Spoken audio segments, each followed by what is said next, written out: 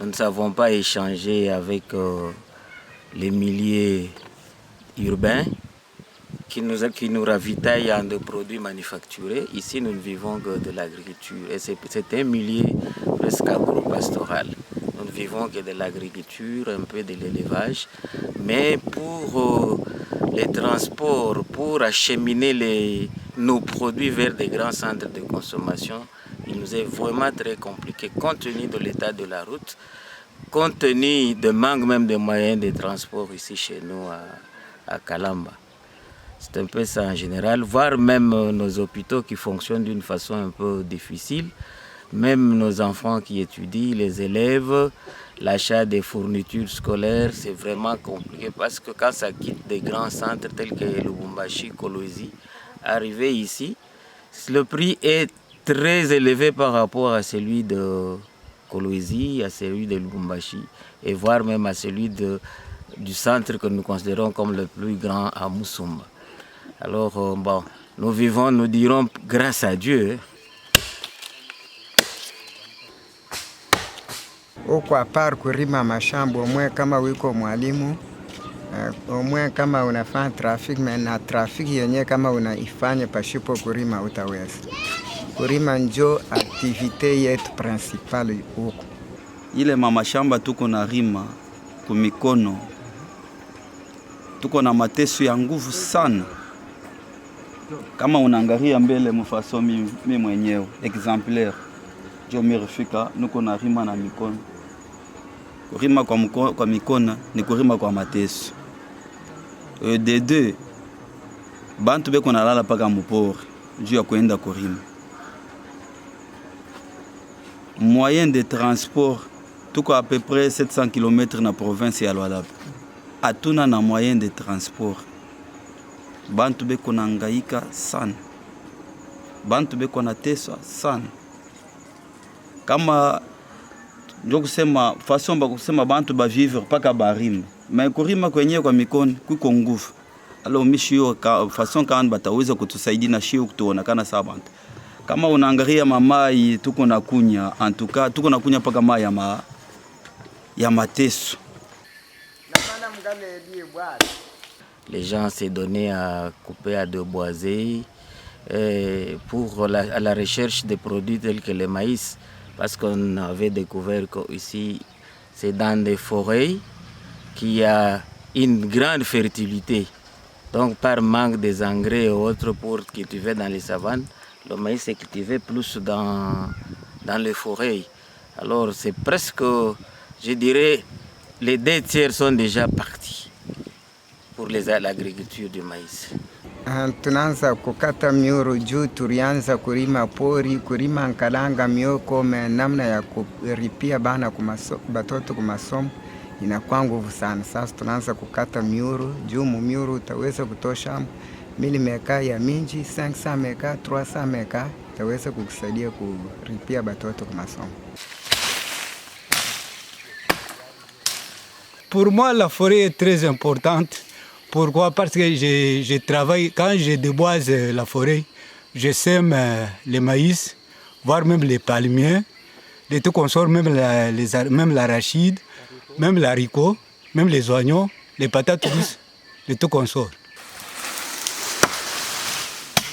Nga kusalamu an hectare et demi, char mwimu kusalom, marmuan marka mwa makata ku installation, c'est-à-dire na vivre gal mar na cache maïr ni a estomac ito kusweja ignika, c'est-à-dire mai mora irwin wusho ku banko mitolo wa pour utiliser.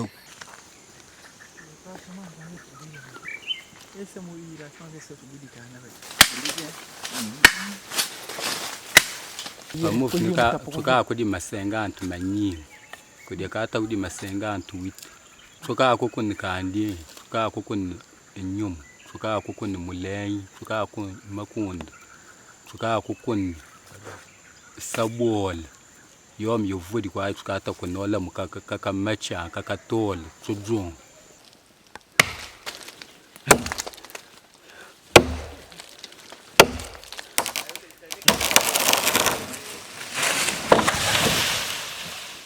Akaji mnene sana, tunateswa sana, tunateswa. Yasu ni kutosha. Mais nikaji tunafaa kuforce kama tu muntu paka hivi. Donc hautaweza.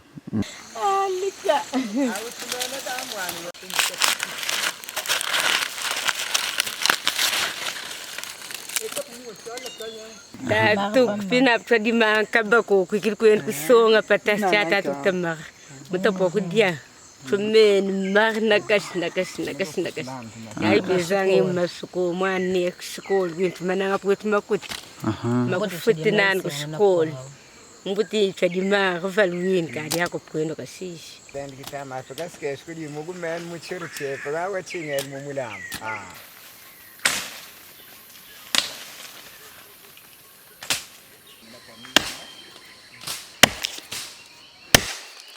Saa pakasarpeko mutoni moya banaitaka sema chindi cha sakabwamule ya bakatake momuti juu ni muru ya bakishi ya bankambu. Mule njo banafanshaka maseremoni kama chef anaingia kuko maseremoni ya kufanya mule juu mule kukata michi hapana. Oui, dans les temps, nous savions que vers le mois de mai, la saison sèche commence. Mais maintenant, nous ne savons pas nous retrouver.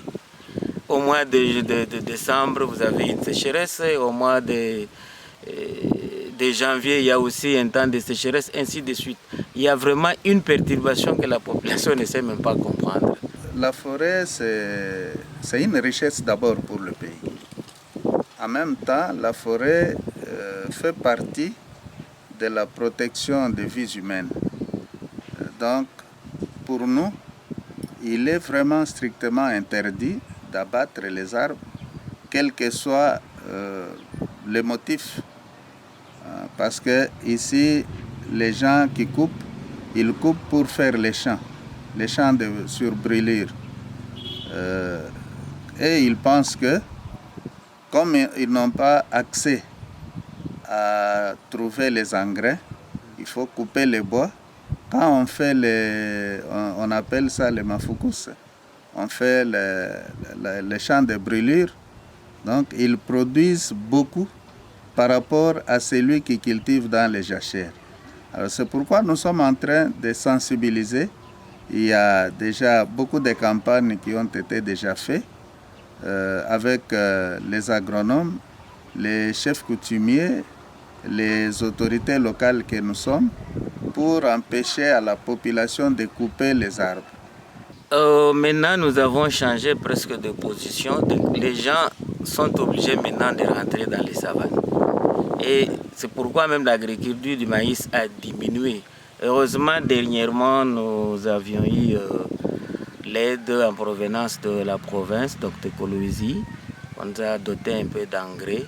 Et c'est cet engrais-là que nous avions utilisé dans les savanes.